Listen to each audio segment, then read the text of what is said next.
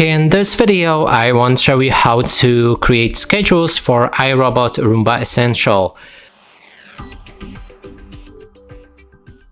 To do this, first we'll need to open iRobot app and then select our Essential Roomba. Now we can scroll down to the schedule, click on it. Then there's the cleaning schedule as well as the do not disturb schedule. In cleaning, you'll be able to create a schedule when it should begin and actually start cleaning. And in do not disturb schedule, you'll be able to select the time when your robot won't be able to basically work. And in this case, let's go for the cleaning one. We can click on the plus button to create it. Then there's a time when it should start. You can change repeat rate on a certain day of the week or select all of them.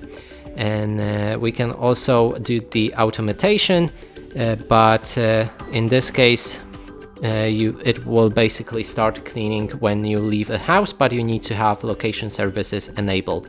When you're ready, click on the schedule and it should be created right here. We can enable or disable them just like the alarms on your phone, or move it to the left.